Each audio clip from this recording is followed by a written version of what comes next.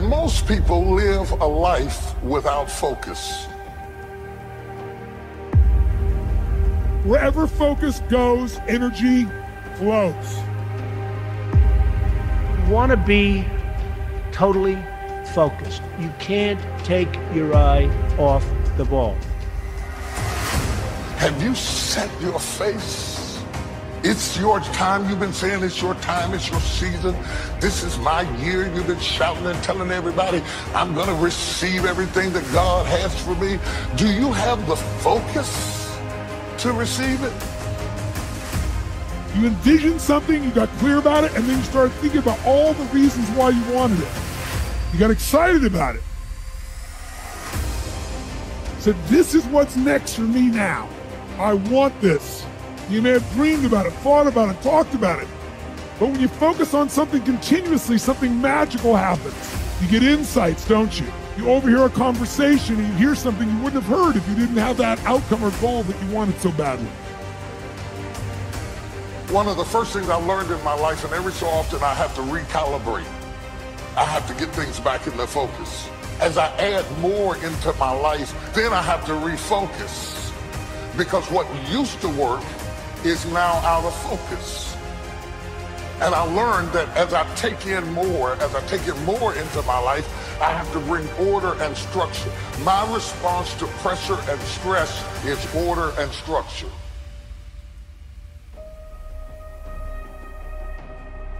You want to make your dream come true, you got to stay focused. Some people rather get even than get ahead. Stay focused on where you want to go. It doesn't mean that you can't do it. You might be rejecting something that God wants to send in your life. It doesn't mean that you can't do it. It just means that you can't do it with the old order.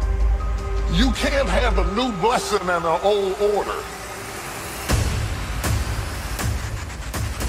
Every so often as you get new blessings, new opportunities, new doors, new positions, new children, new life, new marriage, new house, new whatever it is, you have to refocus. Now you got more weight. Now you got more responsibility. Now you got more demands. You have to refocus.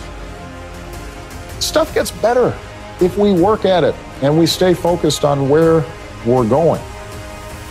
Are you organized for what you prayed for? You can't take on another job and still have your old habits. You have to structure or refocus for where you're going, not for where you've been. The reason you're stressed out and overloaded and at your wit's end is that you haven't reorganized your life.